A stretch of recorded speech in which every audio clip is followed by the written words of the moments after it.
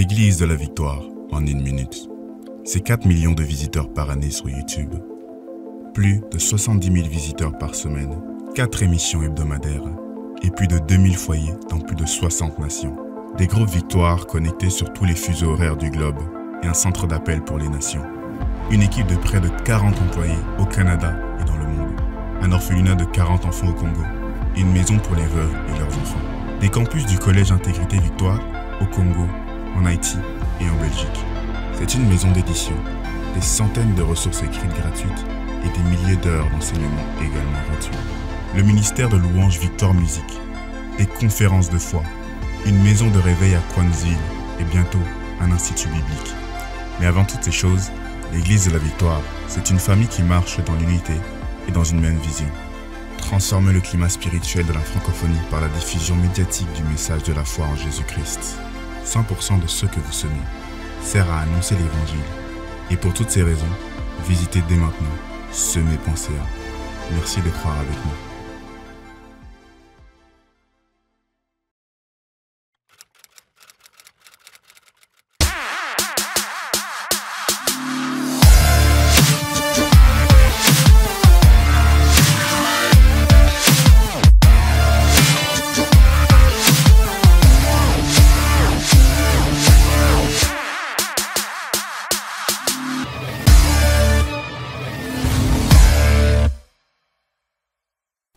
Bon matin tout le monde et bienvenue à l'Église de la Victoire. Nous sommes vraiment heureux de vous recevoir ce matin pour vivre un temps merveilleux dans la présence de Dieu. La semaine passée, on avait annoncé une vidéo, en fait, qui était pour vous bénir certainement de la Guadeloupe. Et malheureusement, il y a eu un genre de problème technique, mais aujourd'hui, vous allez pouvoir bénéficier de ce merveilleux message que Pasteur Gwen a prêché lorsqu'on était ensemble avec nos épouses en Guadeloupe. Vraiment, la présence de Dieu était là. Et aussi, l'enseignement, j'ai trouvé tellement riche. En fait, il a enseigné sur la puissance de nos paroles. Et on a déjà entendu parler de ce sujet-là, mais il a apporté le message d'une façon vraiment fraîche. Et j'ai trouvé ça vraiment tellement bien expliqué. Je crois que vous allez être bénis lors de cet enseignement. Donc, Pasteur Gwen, tu es d'accord toujours avec cet enseignement? Je suis toujours d'accord avec cet enseignement. Et oui, la puissance de nos paroles, je vous encourage vraiment à être attentif et surtout après à vraiment mettre le message en pratique dès que ça se termine parce que ça a la capacité de vous amener quelque part. Vous allez voir, tout est bien sûr appuyé sur la parole de Dieu, mais c'est vraiment important. J'ai appris il y a plusieurs années à veiller sur mes paroles et à apprendre à parler le langage de la foi. Et bref, je ne vais pas vous refaire tout l'enseignement, mais je vais vous encourager vraiment à être attentif et à écouter les versets comme si vous ne les aviez jamais entendus et à recevoir l'instruction. On ne veut pas être familier avec l'enseignement. Vous savez, lorsqu'on est familier, on ne reçoit pas la grâce qui est dans l'enseignement. Il y a des dépôts, il y a cette parole incorruptible. Si on est familier, ça ne produit rien. Mais si on reçoit comme étant une bonne terre qui accueille bien la parole, on va produire du fruit. Donc, restez connectés avec nous. Amen, gloire à Dieu. Juste avant, on va aller avec Victoire Musique, passer du temps merveilleux dans l'onction et on se retrouve tout de suite après avec Pasteur Gwen en Guadeloupe.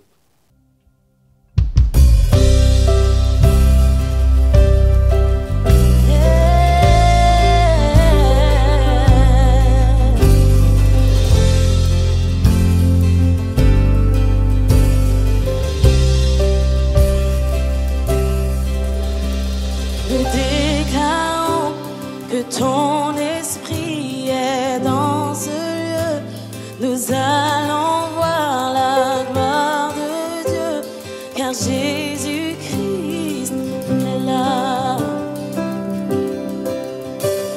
Nous déclarons que tu es venu nous parler, que nous sommes venus assoiffés de voir le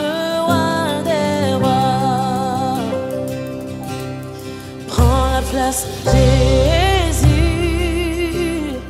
prends la place, Jésus, prends la place, prends toute la place, nous déclarons.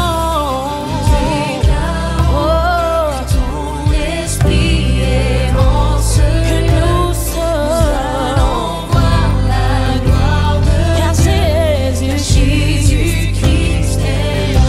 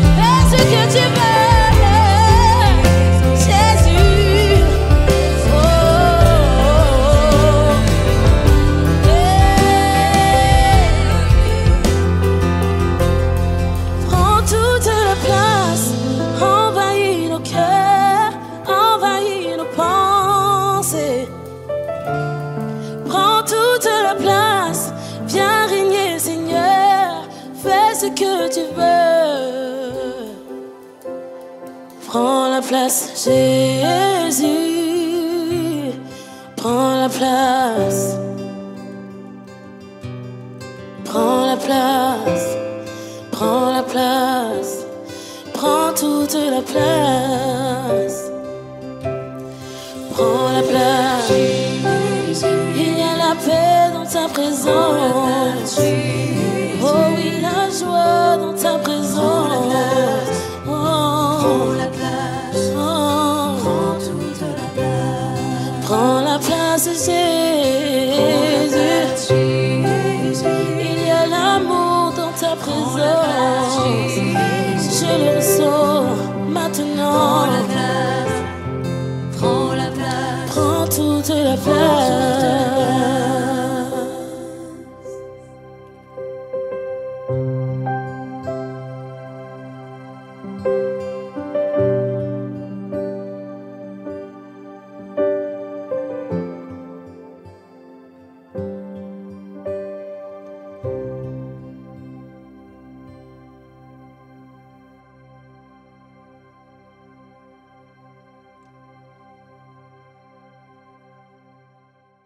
Amen. Oh, tu es trop fatigué, dis un bon amen. Est-ce que tu peux acclamer pour des vaillants soldats, des héros? Ils ont beaucoup travaillé avant cette conférence. Ils sont là avant tout le monde. Ils se préparent tout le temps. Ils servent l'église toute l'année. Est-ce que tu peux acclamer pour des vaillants héros? Tu veux savoir à quoi ressemblent des agents du réveil?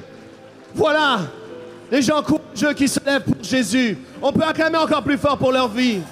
Merci pour votre précieux ministère. Merveilleux. Alléluia. Vous pouvez aller vous asseoir juste peut-être 3 minutes. Non, c'est pas vrai. Allez-y. Wouh! On a un pasteur à l'église de la Victoire. Il crie pas Amen, il dit Wouh!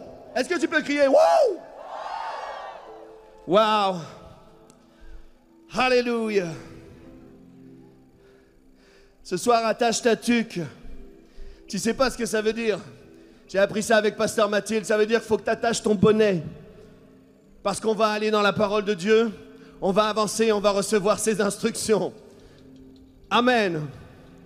Je suis tellement béni d'être ici avec vous aujourd'hui. Le dernier jour de cette conférence. Mais en fait, cette conférence, elle va se poursuivre. Elle ne s'arrête pas aujourd'hui. Au contraire, elle ne fait que commencer. Elle ne fait que commencer en Guadeloupe, j'ai dit. Elle ne fait que commencer. Ici, on est assis, mais demain, on sera debout. Demain, on sera debout dans la ville. Demain, on sera debout dans les églises. Demain, on sera debout dans les écoles. Demain, on sera debout dans les institutions. Demain, on sera debout dans toutes les sphères d'influence. Alléluia. Cette conférence, elle ne se finit pas ce soir. Elle poursuit. Elle se poursuit. Amen. Gloire à Dieu. Alors, je t'invite ce soir vraiment à prendre la parole de Dieu, prendre ta Bible et prendre des notes. Parce que Dieu m'a donné un message particulier pour la Guadeloupe. Ce soir, on est ensemble encore pour quelques temps. Après, on aura encore l'apôtre Joel Spinks, l'apôtre Michael Dopia. Ce soir, on va vivre du bon temps, recevoir les instructions. On va être équipés. Dis avec moi, équipés. Alléluia. Tout d'abord, j'aimerais remercier l'apôtre Michael Dopia. Est-ce qu'on peut acclamer pour sa vie et pour son épouse Ludmila? Acclame bien, c'est pas comme ça qu'on acclame au Canada. Je suis sûr qu'en Guadeloupe, on acclame bien. Je voudrais aussi saluer mes parents spirituels, l'apôtre Joel Spinks, pasteur Mathilde Spinks. Je vous aime, on est ensemble, gloire à Dieu. Je voudrais aussi honorer l'apôtre Dario, gloire à Dieu pour ta vie. Que Dieu te bénisse abondamment, qu'il bénisse ton église, tes fils et tes filles. Alléluia, avec maman bien sûr, gloire à Dieu. J'aimerais aussi bénir le pasteur Bruno et son épouse, qui sont vraiment des piliers ici sur cette île. Gloire à Jésus-Christ, soyez bénis. Et pasteur Nathalie, on est ensemble, amen. Bien évidemment, j'aimerais honorer ma meilleure amie, alléluia. Chérie, il ne faut pas que tu me regardes comme ça, tu me distrais.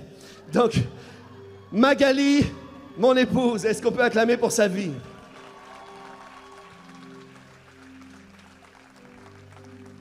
Je travaille, chérie. Elle me regarde, elle me fait des beaux yeux. Amen, on va prier notre Dieu. Jésus est merveilleux. Seigneur, merci pour ta parole. Merci pour cette soirée glorieuse où on va recevoir de l'or. Ce soir, nous allons recevoir de l'or, des mets succulents. Tu dresses devant moi une table en face de mes adversaires. Oui, je suis assis à la table du grand roi. Tu as dressé un souper, alléluia, absolument glorieux. Il n'y a aucun manque. Tout le monde va manger, tout le monde va recevoir, tout le monde va être rassasié et on emporte encore des paniers remplis. Seigneur, nous te bénissons parce que ta parole est la vie, elle est la vérité, elle est la lumière sur notre sentier. Ta parole vivifie notre être, notre esprit, notre corps. Ta parole, alléluia, nous la recevons comme cette parole de Dieu, comme l'a pu le dire ton serviteur, le pasteur Bruno. Nous te bénissons pour ces temps glorieux. Merci, Esprit de Dieu, de mettre la lumière sur ce que tu dois éclairer afin que quelqu'un parte avec cette parole révélée. Ta parole dit, alléluia, l'entrée de tes paroles éclaire la vue. C'est comme ça qu'on veut les recevoir. Alléluia. Si nous avions des zones d'ombre, si nous étions aveugles dans certains domaines, aujourd'hui nous déclarons que nous recouvrons la vue et que quelqu'un dise Amen. Dis bien Amen. Gloire à Dieu. Joël chapitre 2 au verset 28. Je vous l'ai dit, prenez vos Bibles, que ce soit papier ou que ce soit vos téléphones, peu importe, ou de quoi noter vos notes, parce que je vais vous donner des versets avec lesquels vous allez combattre et avec lesquels vous allez remporter des victoires absolument extraordinaires. Je vous le dis, c'est une épée. Cette parole est une épée. Amen. Et je vais vous donner des versets avec lesquels combattre. Gloire à Dieu. Dieu m'a donné un message ce matin alors que je me réveillais. Et il a confirmé ce message par une illustration absolument extraordinaire. Mais on va lire d'abord dans Joël 2, 28, puisqu'on parle du réveil qui est là. Le réveil est là. Amen. Le réveil est là. Joël 2, 28, pour certains d'entre vous, c'est dans Joël 3 en fait. Ok, ça dépend des traductions, mais je veux dire Joël 2, 28. Après cela, si vous ne trouvez pas après cela que Joël 2, ça s'arrête à Joël 2, 27, allez dans Joël 3. Ok. Après cela, je répandrai mon esprit sur toute chair. Vos fils et vos filles prophétiseront. Et je vais m'arrêter là, ou bien plutôt je vais commencer. Vos fils et vos filles prophétiseront. Et Dieu m'a dit ce soir de réveiller les fils et les filles des prophètes. Ce soir, il va y avoir une activation glorieuse en ce qui concerne le domaine de la prophétie. Dans la vie des jeunes gens, vos fils et vos filles prophétiseront. Est-ce que quelqu'un s'est déjà posé la question, mais qu'est-ce qu'ils vont voir? Mais qu'est-ce qu'ils vont dire? Vos fils et vos filles prophétiseront. Mais qu'est-ce qu'ils vont voir et qu'est-ce qu'ils vont dire? Je crois qu'on est dans cette génération où il va y avoir des fils et des filles qui vont prophétiser, qui vont parler les oracles de Dieu, qui vont voir des visions célestes et qui vont déclarer des choses sur cette nation. Amen. Il y a 3 personnes qui disent Amen. Merci, on est venu à 3. Alléluia. En plus, ils sont venus avec moi du Canada. Merci. Est-ce que quelqu'un peut dire Amen? Ce soir, on va être concentré, n'est-ce pas? Moi, je n'ai pas fait tout ce déplacement pour que tu me regardes comme un hibou. Ok? On va prendre la parole, on va l'accueillir et on va dire ça c'est pour moi. Ça descend dans mon esprit et ça produit un fruit extraordinaire. Amen. Dis Amen. Gloire à Dieu.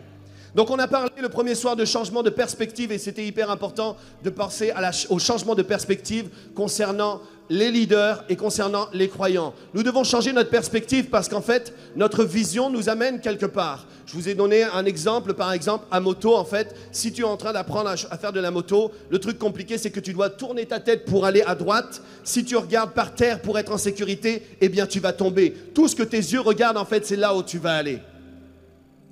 Et nous avions besoin de changer de perspective concernant le réveil et constater que les champs sont blancs. Parce que Jésus dit lui-même, vous regardez et vous dites, il y a encore 4 jours, vous avez fait toutes sortes de plans dans un agenda humain, mais moi, je vous dis, levez les yeux. C'est ce que Jésus dit, levez les yeux. Et il dit à son église, lève les yeux, regarde, regarde. Vous savez, en ce moment, c'est tellement extraordinaire que des fois, on ne prêche même pas l'évangile. C'est les gens qui viennent à nous.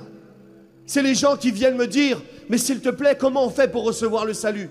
Vous savez, comme cette personne, cet eunuque qui allait en Éthiopie, je crois, où Philippe était devant lui, et il va poser cette question, mais voici un plan d'eau, qu'est-ce qui empêche que je sois baptisé maintenant? Et il lui a dit, mais si tu crois au Seigneur Jésus, c'est possible.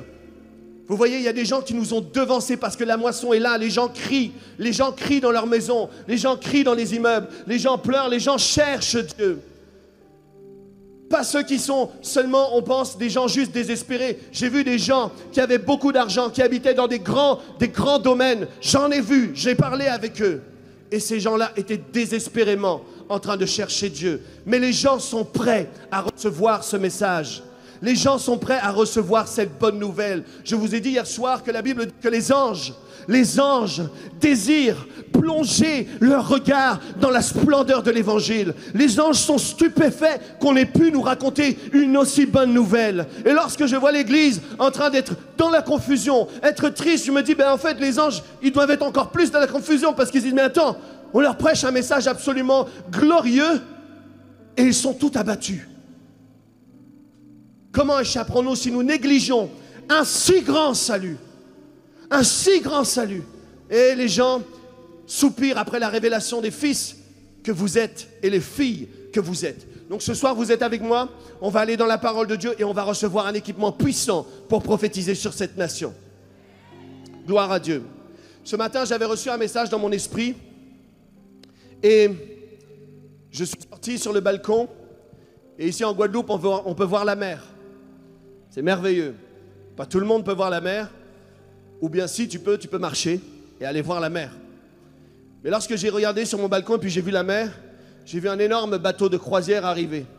C'était immense. C'était comme une ville. C'était plus gros que ce bâtiment. Pourtant, il a l'air gros. Et il y avait ce grand navire qui arrivait et j'essayais de le comparer à ce que je voyais à côté et c'était tellement plus grand. C'est impressionnant. Un bateau de croisière.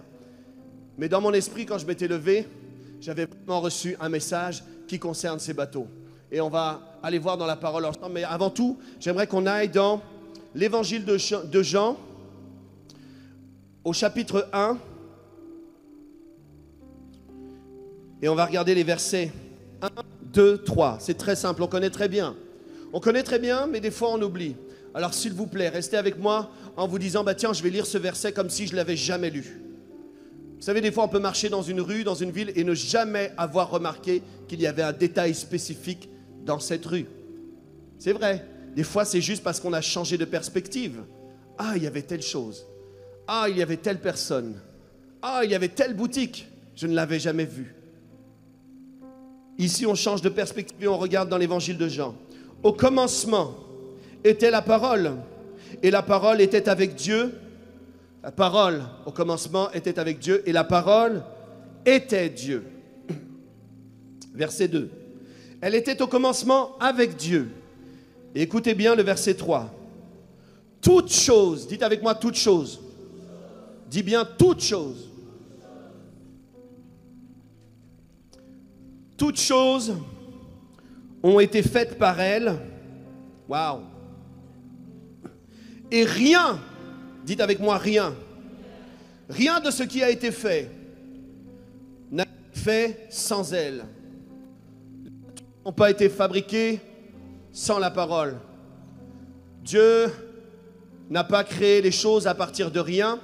Il a tout créé à partir de sa parole. Il a appelé à l'existence des choses qui n'existaient pas.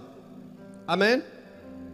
Donc vous comprenez que la façon dont Dieu a fonctionné pour créer cet univers, cette planète, ces êtres vivants, cette terre, cette mer, cet oxygène que nous respirons, tout ce qui respire, tout ce qui est cette création, Dieu l'a créé à travers sa parole. Et en fait, on voit tout au long de sa parole que nous sommes appelés à lui ressembler en tout point et agir de la même manière. C'est pourquoi lorsque Jésus marchait sur la terre, il parlait à un figuier. Jésus, prenant la parole, lui dit, vous lirez ça concernant l'histoire du figuier. Regardez ici, il y a un arbre. Pensez à un arbre, peut-être un palmier, ce que vous voulez. Et regardez Jésus. Jésus, vous lirez ce verset à la maison, prenant la parole, lui dit. Et Jésus a parlé à un figuier. Jésus a parlé à un mort. Jésus a parlé. Il y avait cette femme à la perte de sang qui disait si je puis seulement toucher son vêtement, je serai guéri. C'était une femme qui marchait derrière le Seigneur et elle disait, et le verset en fait veut dire, elle disait et elle disait et elle disait et elle disait. Frères et sœurs, vos jeunes gens auront des visions. Vos fils et vos filles prophétiseront. Qu'est-ce qu'ils vont dire? Est-ce qu'ils vont parler comme Dieu? Ou est-ce qu'ils vont parler comme les hommes, comme le monde, comme l'esprit même qui est dans le monde? On va regarder ensemble ici dans Jacques chapitre 3 verset 4. Prenez vos Bibles, regardez avec moi, c'est hyper important. C'est hyper important. Les plus jeunes, prenez vos Bibles, regardez, c'est hyper important. Jacques chapitre 3 verset 4. Voici même les navires. Et ce matin, je savais que j'avais reçu de prêcher sur cette parole et j'ai vu cet immense bateau de croisière. Voici même les navires, ces bateaux de croisière immenses. Voici même les navires qui sont si grands, dites avec moi, si grands, tellement grands. Voici même les navires qui sont si grands et que poussent des vents impétueux. À cette époque-là, on parlait plus des caravelles, des choses comme ça, avec des grandes voiles. Mais il y a un principe qui n'a pas changé. Qui sont si grands et que poussent des vents impétueux. Regardez, poussent. Ils sont poussés par des vents. Comme toi, dans ta vie, tu peux être poussé par un vent. Tu peux être poussé par tes parents à faire tel genre d'études. Tu peux être poussé par ta femme à abandonner la foi. Tu peux être poussé à t'engager dans le service militaire. Tu peux être poussé. Il dit, poussé, dites avec moi, poussé. Qui sont si grands et que poussent des vents impétueux. Sont dirigés. Attention, les bateaux sont poussés, mais ils sont dirigés par un très petit gouvernail. Tout petit. Peut-être que ça, c'est exagéré. Il est grand comme ça, le gouvernail. Par un tout petit gouvernail en proportion de ce qu'est un grand navire. C'est un petit gouvernail qui dirige. Le vent peut pousser, mais c'est le gouvernail qui dirige. Vous êtes avec moi? Par un très petit gouvernail au gré du pilote. Le gouvernail ne choisit pas tout seul sa direction, il y a un pilote. Et ici, verset 5, notre verset le plus important de la soirée. De même, la langue. Dites avec moi, de même, la langue. Ici, on a tous des langues. Et si quelqu'un n'a pas de langue, je crois que Jésus-Christ peut la faire pousser. Il y a eu des miracles comme ça et je ne limite pas Dieu. Même pendant que je suis en train de prêcher aujourd'hui, je sais que tu reçois ta guérison. Amen. Il va dire qu'un grand navire, regardez cet immeuble, regardez-le.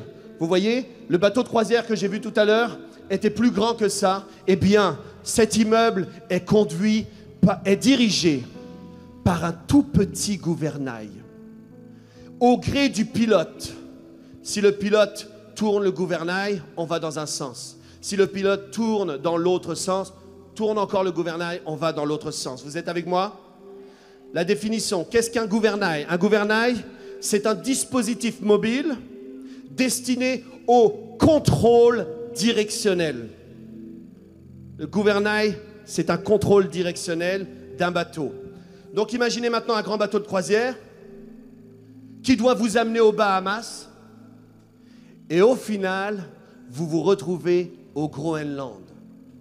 Tu as payé tes vacances, tu es très content, tu as pris ton maillot de bain, tu as pris tes affaires de plage, et le pilote, il dit « Oh, j'ai juste bougé un petit peu le gouvernail. » Et on est au Groenland, et ça caille. Pas ça caille comme on dit ici aux Antilles, hein. Il fait froid. Ça caille? Il y a 2-3 qui ont compris. C'est pas. Ça en fait. C'est comme ça qu'on dit, hein? Ok. Oui, j'ai appris le créole de la Guadeloupe, de la Guatinique. Je fais un mélange des deux. Et donc, en fait, on voit que le pilote a décidé, en fait, de bouger un petit peu son gouvernail. De même, la langue. Vous voyez? De même, la langue. Lorsque je la bouge, ma langue m'amène quelque part. Mes paroles m'amènent quelque part. Je peux être poussé dans une telle direction, mais en tant que pilote, je peux orienter ma langue vers quelque part. Et toi aussi, tu peux orienter cette nation vers quelque part. Tu es un pilote sur cette île. Tu es un pilote dans les Caraïbes. Tu es un pilote et tu as le choix. Et donc, quand je vois dans l'église souvent qu'on se dit, on peut dire, j'ai dit ça, mais en fait, Dieu connaît mon cœur. Je peux dire n'importe quoi. Bien non, je ne peux pas dire n'importe quoi. Je dois être très précis si je ne veux pas me retrouver au Groenland de ma destinée. N'est-ce pas? Je dois être précis dans ce que je vais déclarer. Wow, je pensais que je pouvais dire n'importe quoi, tout ce qui me passe par la tête. Dieu connaît mon cœur. Il y a plein de gens qui marchent comme ça en se disant, Dieu connaît mon cœur. Mais vous savez, c'est en croyant du cœur. Vous connaissez ça? Et c'est en confessant de la bouche. Il y a plein de gens qui croient du cœur, mais qui ne confessent pas Jésus-Christ, leur Seigneur. Vous savez, lorsqu'il y a eu un accident avec ce bateau de croisière, j'y étais pas et je ne connais pas les circonstances, mais je peux dire qu'à un moment, il aurait fallu bouger le gouvernail.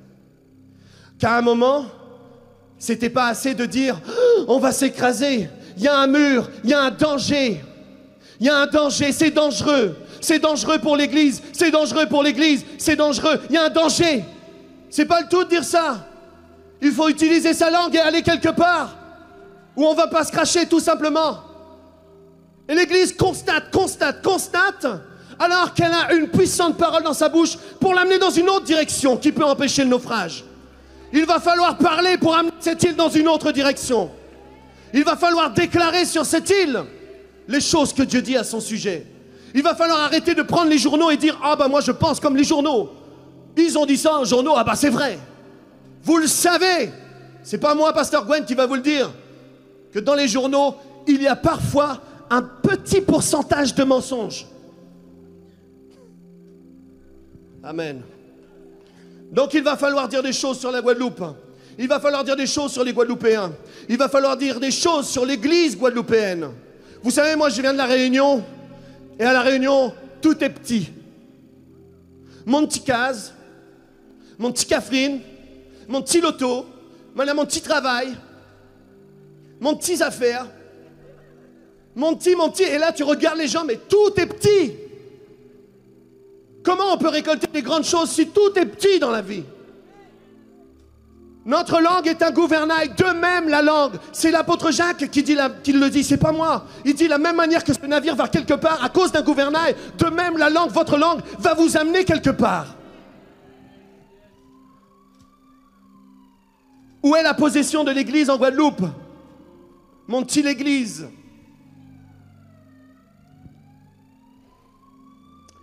Bien au contraire, la parole me dit, ma langue est le gouvernail de ma vie. C'est pourquoi nous allons réveiller les fils et les filles des prophètes, ceux qui vont parler des directions concernant leur destinée. Amen. Ma langue est le gouvernail de ma vie. Je suis le pilote. Dieu n'est pas au contrôle. Désolé, mais Dieu n'est pas au contrôle. Il nous a donné une autorité et il nous a donné le choix d'orienter notre langue vers la vie ou vers la mort. Je vais vous le prouver, restez avec moi. Je suis le pilote de cette langue gouvernail. Je choisis d'orienter ma langue gouvernail vers la destination à laquelle je veux me rendre. Ma destination ne dépend pas de ma grandeur, c'est-à-dire si je suis un chrétien de longue date, si je suis un pasteur, un apôtre, pas du tout. Tout le monde peut parler, les enfants peuvent déclarer des choses. C'est pourquoi c'est le temps que les fils et les filles prophétisent et parlent. Ma destination ne dépend pas des éléments extérieurs.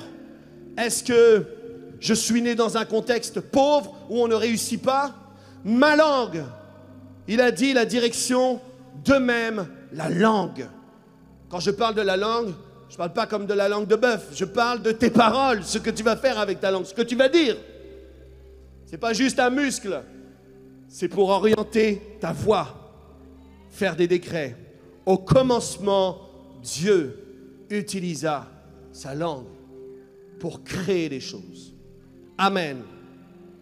Donc ma destination ne dépend pas de mon contexte, si je suis né pauvre, si je suis né orphelin, si dans mon parcours, j'ai été trahi, abandonné, si on a abusé de moi, ma langue a la capacité de prendre une nouvelle direction. Ma destination dépend de ma langue gouvernail, de ce que je décide de dire ou ne pas dire. Amen. Finalement, nous allons où nous parlons. C'est vrai, frères et sœurs. Vous tous, vous êtes l'église, vous venez d'églises différentes. Mais peu importe l'église dans laquelle vous appartenez, que Dieu bénisse votre église, mais vous avez la capacité de dire où est-ce que vous allez. Vous avez la capacité. L'apôtre Michael a eu la capacité de dire, eh bien, je vais me lever et je vais parler à des équipes, je vais parler à des personnes, à des ministères, et on va s'assembler et on va proclamer le réveil. Il a décidé d'ouvrir sa bouche sur la Guadeloupe, malgré tous les vents contraires, malgré toutes les difficultés que ça peut représenter. Oh, des fois, il faut être courageux pour être le pilote qui pousse le gouvernail. Amen. Sois béni, mon frère. Proverbe 18, verset 21. Prenez des notes. Proverbe 18, verset 21. La mort et la vie sont au pouvoir de quoi? Dis-le fort. Ça, c'est un verset qu'on entend tout le temps dans l'église. Mais pourtant, après, on n'arrête pas de se maudire. On n'arrête pas de dire des choses sur qui on est. On n'arrête pas de dire des choses sur l'état de notre âme, sur ce qu'on fait, plutôt que de déclarer la direction où on veut aller. C'est comme si dans notre vie, on est tout le temps en train de dire « Il y a un récif! Il y a un récif, il y a un danger! Il y a un récif, il y a un danger! » Plutôt que utiliser notre langue gouvernail pour aller vers la vie. La mort et la vie sont au pouvoir de la langue. Quiconque l'aime en mangera le fruit. Et je prie vraiment qu'en Guadeloupe, on sache parler la vie. Je prie qu'en Guadeloupe, on sache parler sur la jeunesse. Je prie qu'il y ait des personnes qui prennent ça au sérieux et qui arrêtent de dire « Ah, vous savez, à La Réunion, on a des expressions. Les cagnards, les racailles. » En France, il y en a partout, en fait, pour poser une étiquette sur quelqu'un. Et vous savez que des fois, vous avez participé au meurtre. Et nous avons participé au meurtre de la jeunesse en parlant sur eux, les délinquants. Nous avons le choix de dire qu'ils vont réussir ou nous avons le choix de dire qu'ils vont échouer. Est-ce qu'on veut prendre ses responsabilités ici en Guadeloupe et déclarer la vie sur notre pays? Oui, notre pays. C'est notre pays. Je suis un ambassadeur. Alléluia. De la patrie céleste. C'est pourquoi tout lieu que mon pied foule, Dieu me le donne en héritage. Je suis avec toi, participant. On va réclamer cette île, on va réclamer cette terre pour Jésus-Christ. Ce que je dis est le gouvernail qui m'amène vers la vie. Ce que je dis est le gouvernail qui m'amène vers la mort. La vie et la mort. Imaginez un peu. On ne parle pas de choix quand même qui sont très simples. Non, on parle de la vie et de la mort. C'est hyper important, ce que je dis, ce que je déclare sur un enfant. Vous savez, on connaît plusieurs personnes, on fait des lives de guérison. On a eu plusieurs témoignages, mais beaucoup de témoignages de personnes, de parents qui étaient désespérés avec des enfants autistes. Et on leur a appris comment parler.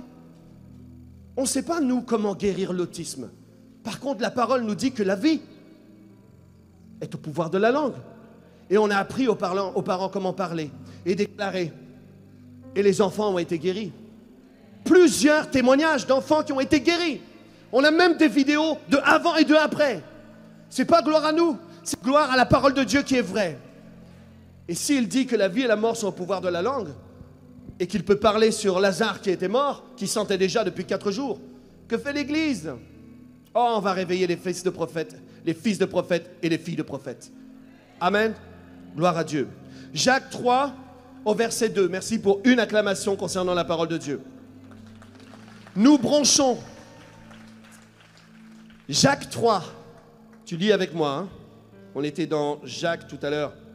Jacques 3, 4. Mais ici, on va lire Jacques 3, 2. Nous bronchons tous de plusieurs manières. Ça veut dire on se plaint. Ou bien on parle d'une manière, on bronche. Ok, tu comprends ça? Si quelqu'un ne bronche pas en parole, ça veut dire que... Bon, on va voir ce que ça veut dire. Si quelqu'un ne bronche pas en parole, s'il maîtrise sa langue, s'aligne avec la parole de Dieu, ça veut dire ça, s'il ne bronche pas en parole. Jacques est très réaliste concernant le climat qu'il y a sur la terre à son époque, et c'est le même aujourd'hui. Il dit, nous bronchons tous de plusieurs manières, dans les finances, dans le mariage, dans l'éducation des enfants, dans la santé. On bronche, on parle, on a plein de blablabla. Il y a des frères et des sœurs même qui aiment tellement ça, les blabla. C'est vrai. Si quelqu'un ne bronche pas en parole, donc s'il maîtrise sa langue, c'est un homme parfait. Wouh! Parfait. Écoute bien, capable de tenir tout son corps en bride. Vous voyez tout son corps. Celui dont on parle et qui vit du péché, par exemple, sexuel, dont on parle des fois à l'église. Vous savez, c'est toujours ce même frère dont on parle, dans toutes les églises du monde. En fait, la Bible nous dit que si lui, il apprend à parler, il va tenir tout son corps en bride. C'est pas par une réprimande, c'est par ce qu'il va dire. Ce qu'il va dire va avoir une influence sur ce qu'il va faire. Vous allez le voir, je vais vous le prouver. On va regarder dans la parole de Dieu. Vous êtes avec moi? De toute façon, je pars après-demain. Je ne pense pas que vous allez me suivre, me poursuivre pour me taper dessus. Mais moi, je lis la parole de Dieu, d'accord? Je la décortique pour que vous sachiez. Hein, pasteur? Pasteur, je lis la parole de Dieu, hein, on est témoins. Hein. C'est pour ça que j'ai dit à tout le monde d'ouvrir ses Bibles. Hein. Je n'ai pas amené la Bible de Pasteur Gwen, j'ai amené une Bible, ok? Vous pouvez aller voir même dans d'autres traductions si vous voulez, comme ça. Hein. Mais ce qui est important, c'est qu'on reçoive vraiment cette révélation que ce que je dis arrive. Dieu m'a formé comme lui, à sa ressemblance. Si mon Père dit et la chose arrive, c'est pas pour faire des chants. Quand il dit, la chose arrive. Quand il ordonne, elle existe. Et ça, on chante ces choses-là. Mais moi aussi, quand je dis la chose arrive, c'est la Bible qui me le dit. Moi aussi. Ah bon? Donc ça veut dire que je ferai attention à ce que je vais dire. Est-ce que je vais déclarer oh, le rocher est là, on va tous mourir? Ou bien je vais dire, je vais changer la direction et parler la vie et éviter un naufrage. Donc il est capable de tenir tout son corps en bride. Si ton corps commence à te dire des tremblements, de l'arthrose, Parkinson, celui qui parle est capable de tenir son corps. Oui, c'est vrai. Je me souviens qu'à un moment, j'ai commencé à vivre des tremblements dans ma main. Et puis ça a duré. Et je suis quelqu'un qui connaît la guérison. Et j'ai commencé à parler. Puis un jour, 2 jours, 3 jours. Puis au bout d'un moment, tu sais, même si tu combats le combat de la foi, c'est un combat qui peut s'intensifier dans les pensées. Même si je sais que Jésus est victorieux. Ça ne change pas sa parole. Et là, je suis allé voir mes pasteurs, pasteur Joël, pasteur Mathilde, et ils ont commencé à parler. Et le tremblement, qui était là depuis 3 jours, a cessé instantanément. Parce qu'avec la parole, on est capable de tenir un corps en bride. On est capable de lui dire « cesse de trembler ». On est capable de dire à son corps qui, soi-disant, là où tout le monde dit « ah, t'as 60 ans, c'est la retraite dans ton corps ». Non, tu peux dire, comme Josué, « j'ai autant de force que lorsqu'on a traversé ce Jourdain à 85 ans ». En vrai, à 85 ans, ils nous pliaient tous, j'en suis certain. Moi, j'ai vu des hommes qui vraiment avaient pris cette décision de parler sur leur corps et dire « moi, je vais marcher longtemps. Je serai rassasié de longs jours et en parfaite santé. » Il est capable de tenir tout son corps en bride, même quand son corps dit « hey, hey !» Lui dit « hey !» Amen. Dis avec moi « hey, hey !» Si nous mettons le mort dans la bouche des chevaux, vous voyez, c'est quelque chose qu'on mettait dans la bouche des chevaux, pour qu'ils nous obéissent, nous dirigeons aussi leur corps tout entier. Est-ce que tu es capable de diriger un cheval avec tes petites mains, madame? Non, par contre, ici, il y avait un instrument qui faisait que tu pouvais diriger son corps tout entier, comme un gouvernail. Maman, qu'importe l'âge que tu as, maintenant, tu es encore capable de parler sur ton corps et de diriger ton corps vers la santé. Ou bien tu peux dire, ah, tu sais, à cet âge-là, c'est difficile. J'ai vu des gens, et j'en vois et j'en connais, malheureusement, qui leur état de santé se dégrade parce qu'ils ont accueilli qu'à tel âge, on ne peut plus voyager, on ne peut plus faire ceci. On peut plus porter les enfants, on ne peut plus porter les petits-enfants, on ne peut plus les amener marcher. Parce qu'on a eu 60 ans et qu'on a signé un papier comme quoi c'était la retraite. Non, la langue peut nous tenir longtemps en santé. Amen. Jacques chapitre 3, versets 9 à 10. Hyper important. Hier soir, Pasteur Joël a parlé de la bénédiction de l'Éternel. Et ici, on voit un message, on voit un texte ou un verset, des versets qui ont été très mal compris ou bien qui ont été utilisés, mais pas dans leur entièreté. Versets 9 à 10 de Jacques 3. Vous êtes avec moi? Par elle, donc, la langue, nous bénissons le Seigneur notre Père. Alléluia, on chante, Dieu est merveilleux. Et par elle, nous maudissons les hommes faits à l'image de Dieu. Tout ça, c'est important.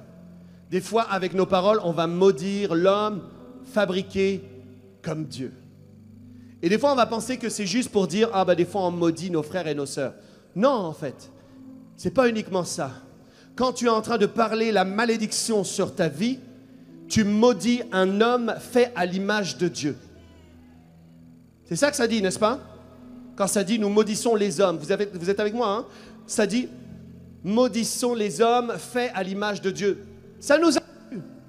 Quand on va dire, je ne suis pas capable, par exemple, notre bouche va nous orienter vers l'incapacité et on maudit un homme qui a été fait à l'image de Dieu, qui est capable. Alléluia.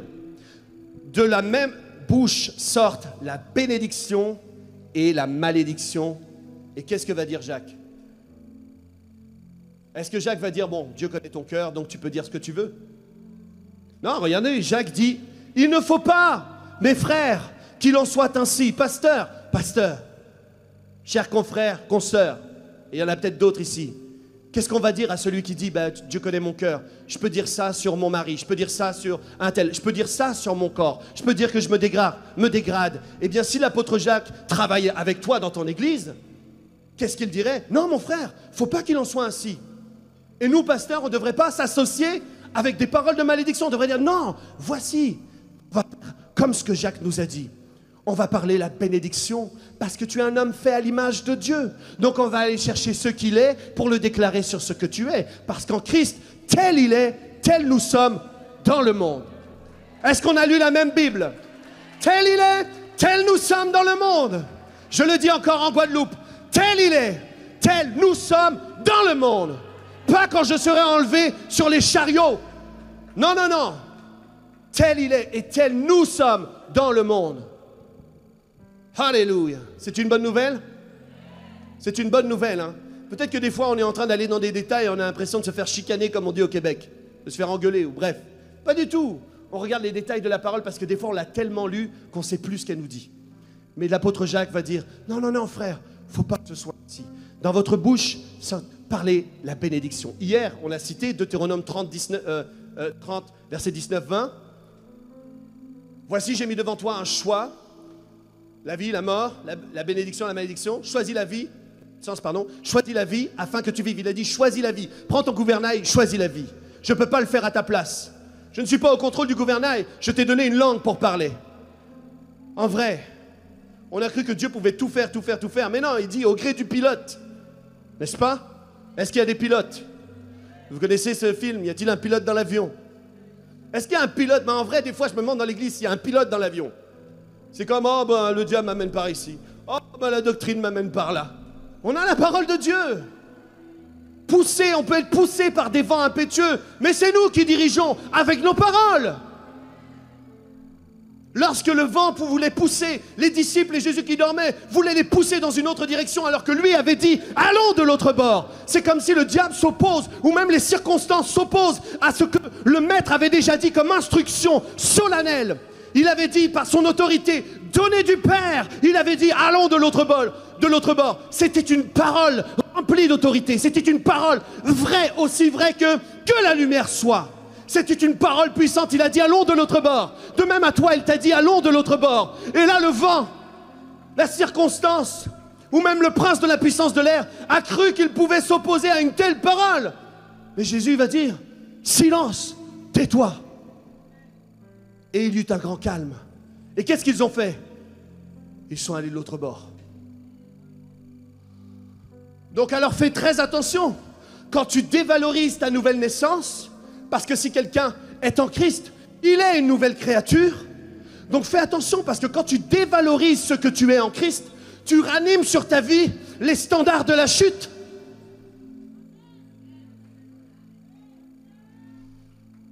Trois amen. Tu ranimes sur ta vie des standards desquels Christ t'a racheté.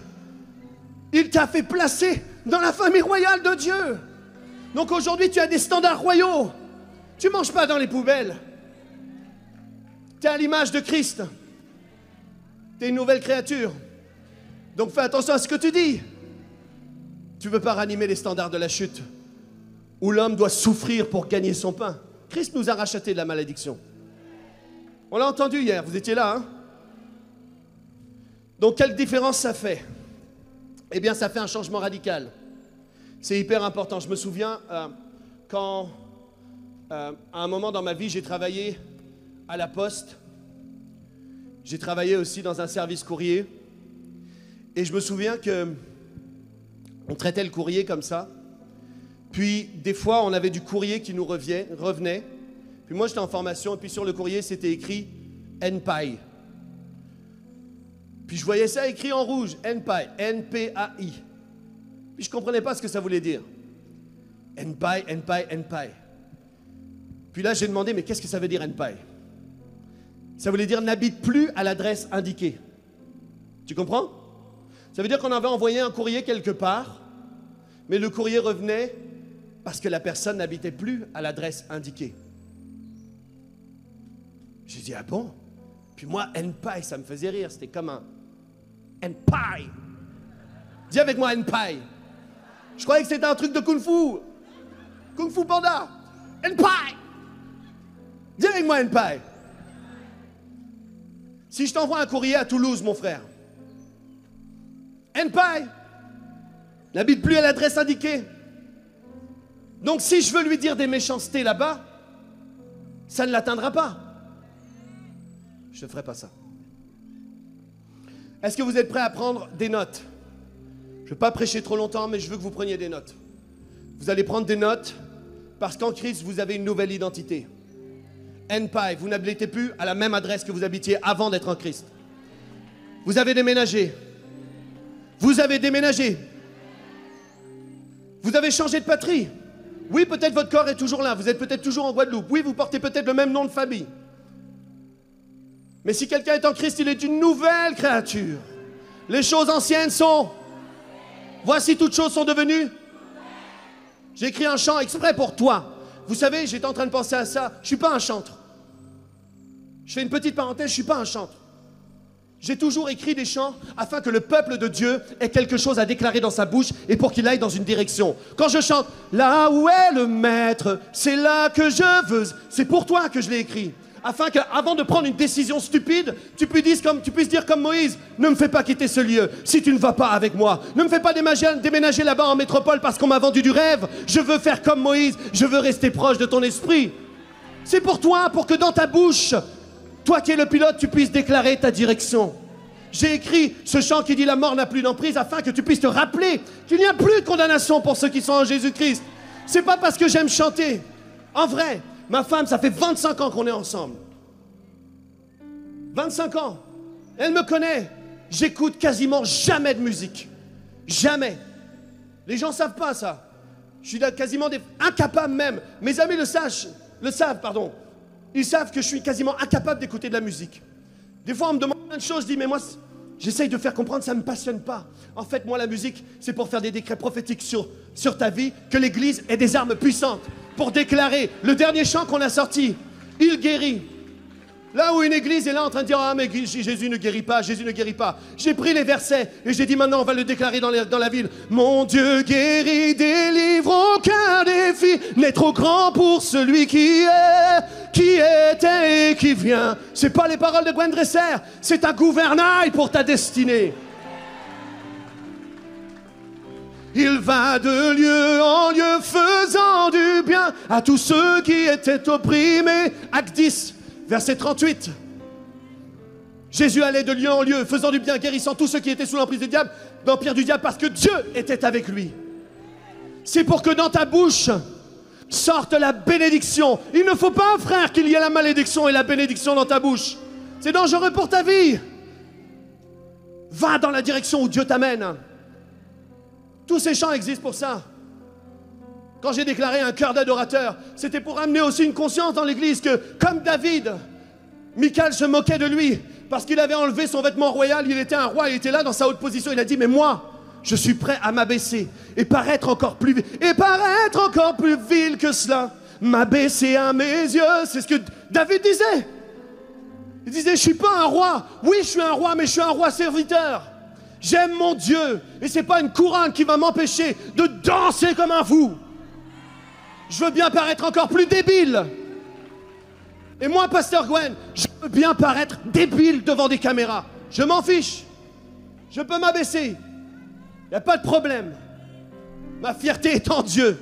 C'est pour mon Dieu que j'ai dansé. C'est ce que disait David. C'est pour mon Dieu. Tous ces chants. Je ne suis pas un chantre. Je prophétise sur ta vie. Et toi, tu prophétises avec moi. Lorsque plus de peut-être 15 millions de personnes ont chanté « Maintenant, Seigneur, souffle sur nos pays », ce sont 15 millions de personnes qui ont déclaré le réveil. Lorsque 15 millions de personnes ont chanté « Tu es celui qui ouvre les yeux des aveugles », là où dans telle église on disait « Ah, mais Jésus ne guérit pas », eh bien, tu l'as chanté quand même. Amen. Et on le chantera encore, n'est-ce pas, hein, Pasteur Nathalie? On chantera encore que Jésus ne change pas. C'est pour que personne ne s'oppose avec sa grosse tête évangélique à ce qui est dit. Moi, à un moment, là, quand on me dit des choses, vous savez ce que j'ai fait quand j'étais à l'église? J'ai reçu tous les enseignements. Et je suis allé voir dans la parole de Dieu. On n'est pas des moutons. C'est comme ça que naissent les sectes. C'est des gens qui font confiance à des gens juste comme ça. Il n'y a aucun pasteur qui vous dit de leur faire confiance sur tout ce qu'ils disent. Ils vous disent de le vérifier dans la parole pour vous-même. Amen. Bien sûr, ils sont dignes de confiance. Bien sûr, Dieu les a établis. Oui, Éphésiens 4, c'est très vrai. Mais pour nous-mêmes, on peut choisir. Il y a des réveils, il y a eu des choses qui se sont passées dans le passé où les gens n'ont pas goûté la plénitude de tout ce que Dieu voulait leur donner. Parce que personne ne lisait la parole. Certains même se sont fait voler leur guérison. Certains ont vécu dans une pauvreté extrême, alors que la parole pouvait nous enseigner comment Dieu pourvoit à tous nos besoins, selon sa richesse et avec gloire. Amen. Oh, qui est prêt à prendre un gouvernail? De même, dites avec moi, de même, la langue. Je suis un bateau de croisière, je suis un pilote. Alléluia, j'ai un gouvernail et je vais dans la direction de ma destinée glorieuse en Jésus-Christ. Aucune arme forgée contre moi ne peut prospérer. J'avance, je prospère à tous égards. Je vais de gloire en gloire, de progrès en progrès, de victoire en victoire. J'accomplis sous le soleil tous les desseins de mon Dieu. Je réalise tout ce qu'il a mis, toutes les œuvres qu'il a préparées à l'avance. Alléluia, je collabore avec sa grâce et je réussis. Et je rends gloire à mon Dieu. À la fin, quand j'ai réussi, dites merci Seigneur, c'est encore ta grâce. Par la grâce de Dieu, je suis ce que je suis. Je suis devenu ce que je suis devenu par la grâce de Dieu. Wouh! Alléluia! Quel bonheur d'être en vie. Je vais terminer en lisant quelques versets avec toi. Tu peux les noter. Note les références, c'est hyper important. Romains 6, 20. Tu as une carte d'identité. Ici, tu as une carte d'identité, n'est-ce pas? Elle te dit qui tu es vraiment. Si on te dit tu es orphelin, hein? Si on te dit tu es orphelin, la Bible dit que tu as été adopté. Si on te dit que tu étais seul, la Bible dit qu'il n'a pas honte de t'appeler son frère. Si on te dit que tu étais pauvre, la Bible dit qu'il s'est fait pauvre afin que tu sois enrichi.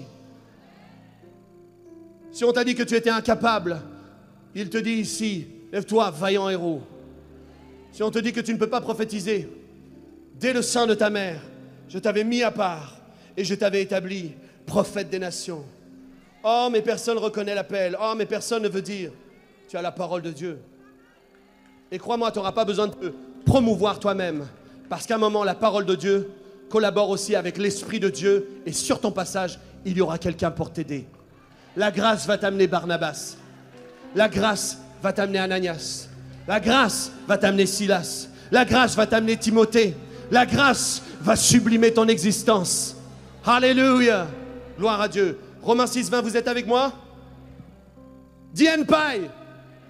T'as pas envie de dire ça, hein? C'est pas grave. Dis-le comme du kung-fu. Henpai. Come on. Quelqu'un va prendre l'extrait, le mettre sur YouTube. Le pasteur Gwen Dresser fait kung-fu panda en Guadeloupe. Henpai. Et puis on va le sortir de son... Non, ça n'arrivera pas. Ma langue déclare que ça n'arrivera pas. Amen. Vous voyez un peu une mise en application. Oh, gloire à Dieu. Parce que nous bronchons tous d'une manière ou d'une autre, mais à un moment, il faut être sensible. Moi, j'ai appris avec pasteur Mathilde. J'étais là en train de dire tout le temps, j'avais chaud, j'avais de l'urticaire de chaleur, je déclarais. J'avais même trouvé un nom pour ce que j'avais. Puis elle me disait, mais qu'est-ce que tu dis? Je disais, non, mais c'est de l'urticaire de chaleur. Elle a dit, mais déclare pas ça. Puis là, je disais, mais pourquoi je ne devrais pas déclarer ça?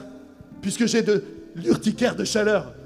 Mais c'est parce que tu le dis que ça se poursuit. Dis plutôt, je suis le guéri de l'Éternel. Par ses meurtrissures, j'ai été guéri. Et j'ai appris à te lire ma langue en bride. J'ai appris à être comme ce cheval qui a le mors dans la bouche et qui ne dit pas n'importe quoi. Pasteur Mathilde dresse bien les chevaux. Romains 6, 20, on y est encore?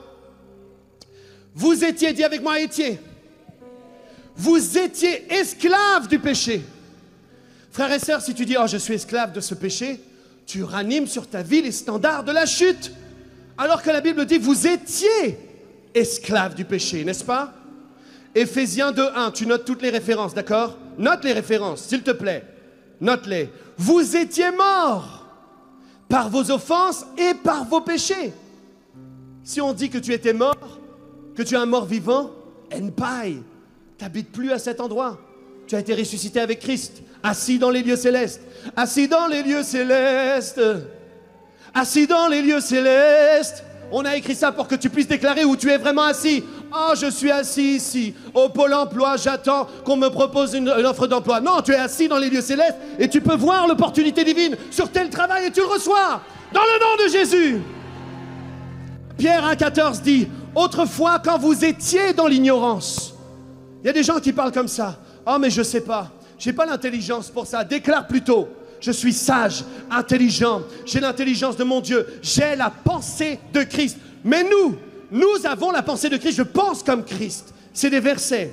1 Pierre 1,14, autrefois, quand vous étiez dans l'ignorance. Il dit, vous étiez dans l'ignorance. Mais maintenant, est-ce que tu peux dire, je suis encore dans l'ignorance? Si tu le fais, tu animes sur toi les standards de la chute. Ranime sur toi les standards du rachat en Jésus-Christ.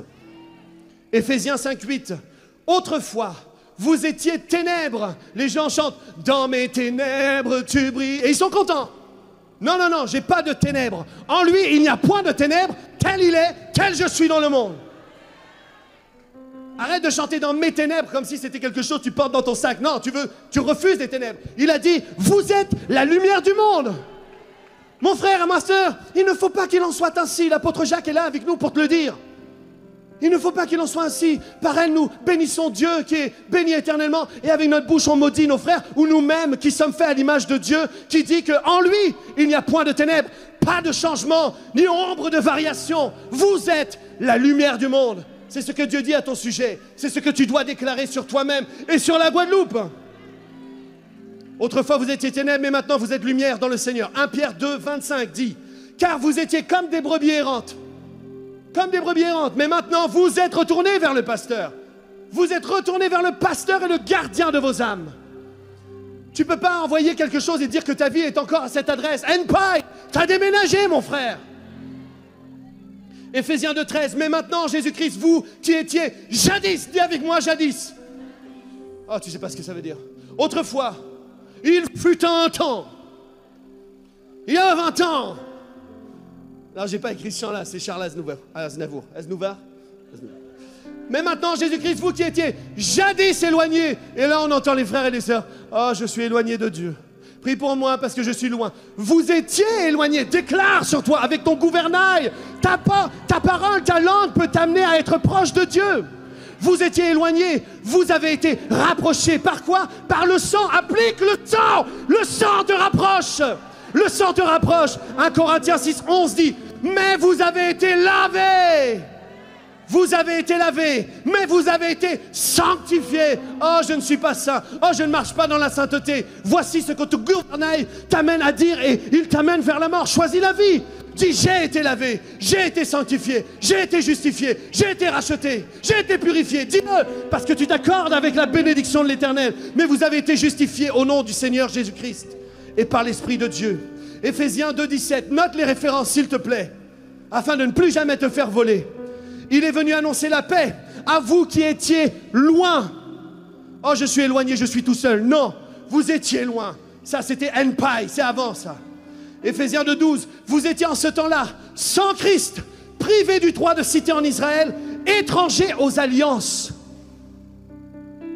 Romains nous explique comment nous avons reçu les promesses d'Abraham. Nous avons été rapprochés. Étrangers aux alliances de la promesse, sans espérance et sans Dieu dans le monde. Enpai, j'habite plus là-bas. Aujourd'hui, je suis proche de Dieu. Je suis un intime. Je suis son ami. Je fais partie de sa famille. Colossiens 1, 21.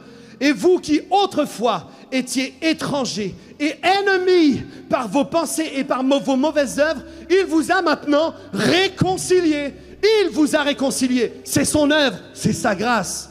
Enpai, je n'habite plus là-bas, loin de Dieu. Colossiens 2, 13.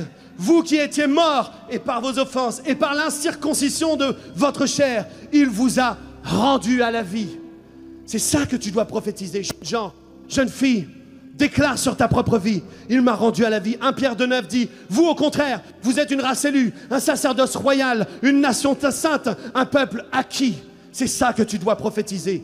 1 Corinthiens 6, 20 nous dit, car vous avez été rachetés à un grand prix. Tu n'es plus sous la malédiction. Tu es quelqu'un de béni. Colossiens 3, 12, note les références. Ainsi donc, comme des élus de Dieu et bien-aimés. Oh, Dieu ne m'a pas choisi. Oh, Dieu ne me choisit jamais. Oh, les pasteurs ne voient pas. Tu es un élu de Dieu. Quand 1000 ne reconnaîtraient pas ton appel. Quand, comme David, on te laisserait en train de t'occuper des moutons et on t'inviterait même pas à la fête où tu dois être loin comme roi. Dieu saurait te trouver derrière les moutons. Dieu saura te trouver. Je l'ai vécu et Dieu m'a élu. Amen. Je dis un bon amen. Ayant été affranchi du péché, dis avec moi, affranchi du péché. Dis, j'ai été affranchi du péché. Oh, c'est difficile dans l'église, hein. J'ai été affranchi du péché. J'ai été affranchi du péché. Je m'accorde avec ce que Dieu dit. Peut-être que des fois la manifestation tarde. Peut-être que des fois j'ai quand même de la difficulté. Mais par contre la vérité ne change pas. J'ai été affranchi par le sang de Jésus. Pas par mon sang, pas par mes œuvres, mais par la grâce disponible. 1 Corinthiens 4, 8 dit, déjà vous êtes rassasiés, déjà vous êtes riches. Sans nous, vous avez commencé à régner. Et puissiez-vous régner en effet. Oh, Église de Guadeloupe, Dieu t'appelle à régner. Entre dans le règne. Oh, c'est trop élevé, c'est pas moi. Frères et sœurs, je suis parti de loin pour vous lire la Bible, pas pour inventer un message sur YouTube. Je suis venu lire la Bible parce que si on lit la Bible, on va voir qu'on a commencé à régner et qu'on va encore régner. Regarde ma couronne, touche ta couronne.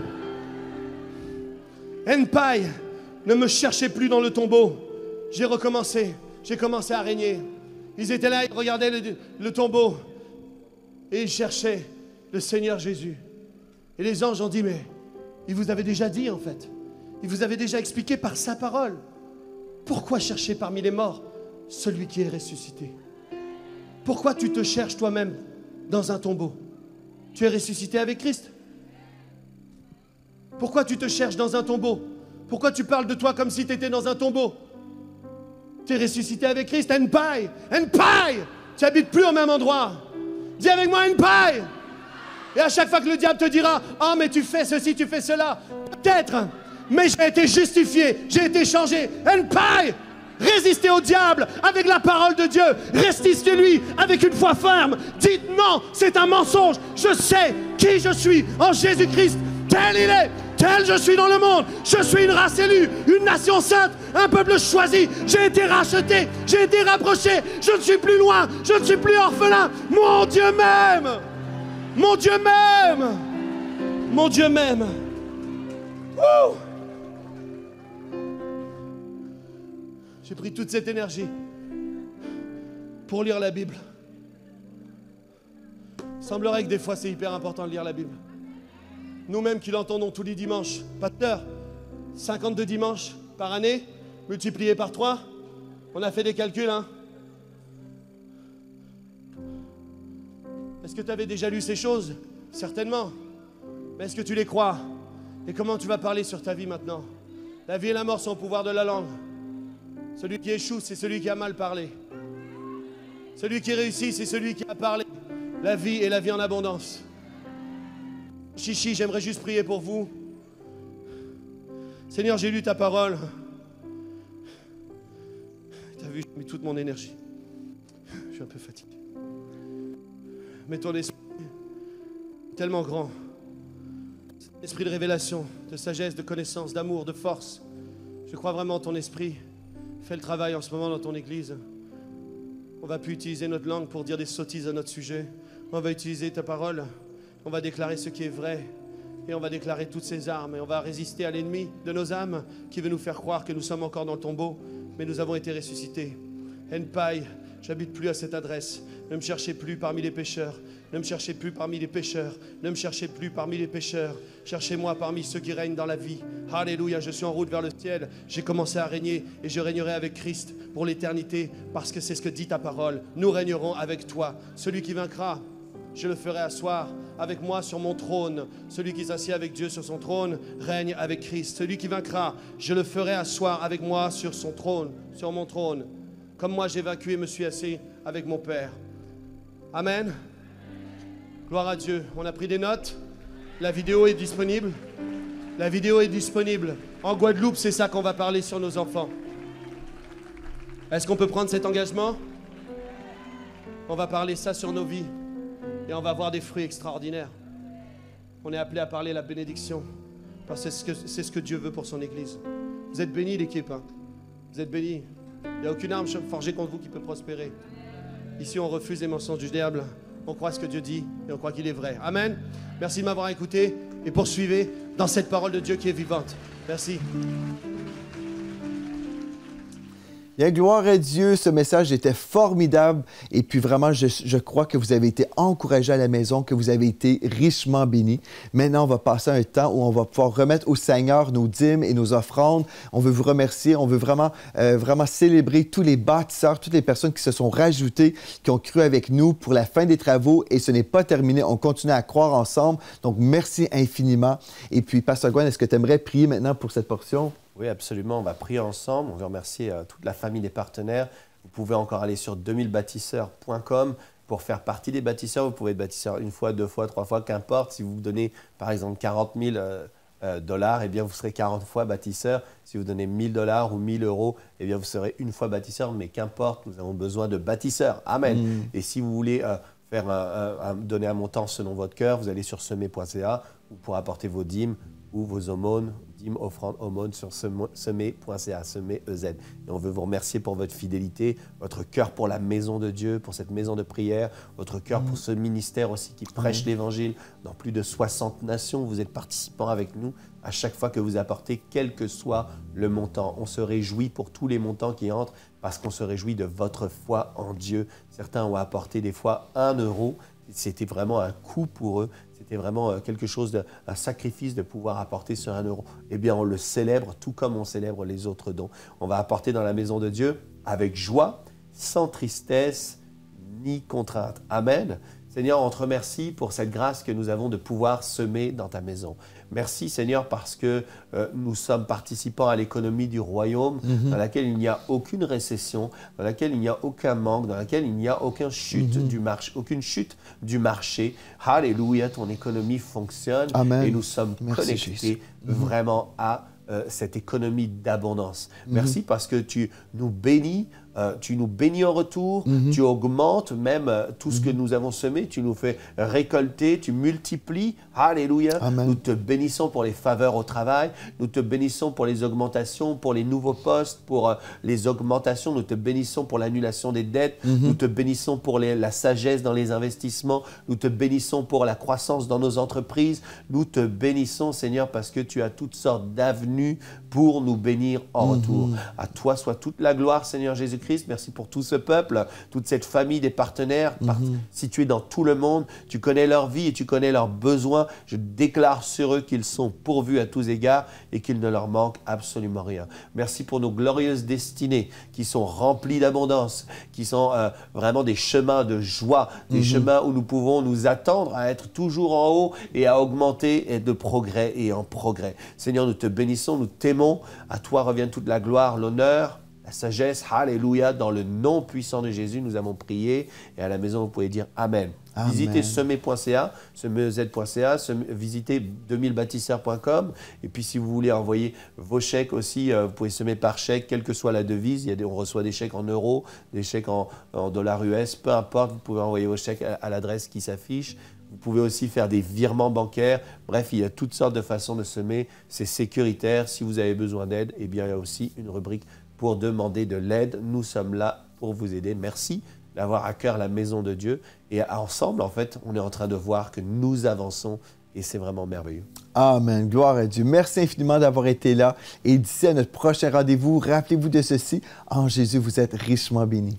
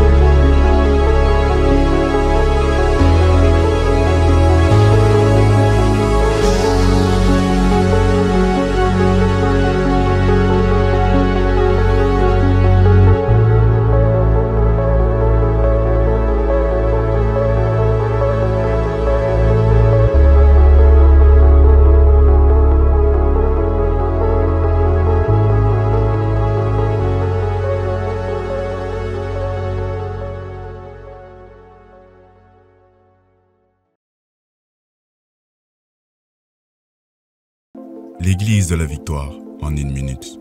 C'est 4 millions de visiteurs par année sur YouTube. Plus de 70 000 visiteurs par semaine, 4 émissions hebdomadaires et plus de 2000 foyers dans plus de 60 nations. Des groupes Victoire connectés sur tous les fuseaux horaires du globe et un centre d'appel pour les nations. Une équipe de près de 40 employés au Canada et dans le monde. Un orphelinat de 40 enfants au Congo. Une maison pour les veuves et leurs enfants. Des campus du Collège Intégrité Victoire au Congo, en Haïti et en Belgique. C'est une maison d'édition, des centaines de ressources écrites gratuites et des milliers d'heures d'enseignement également gratuits.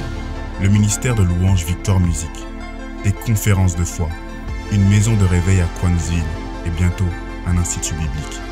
Mais avant toutes ces choses, l'Église de la Victoire, c'est une famille qui marche dans l'unité et dans une même vision. Transformer le climat spirituel de la francophonie par la diffusion médiatique du message de la foi en Jésus-Christ. 100% de ce que vous semez sert à annoncer l'Évangile. Et pour toutes ces raisons, visitez dès maintenant semer.ca.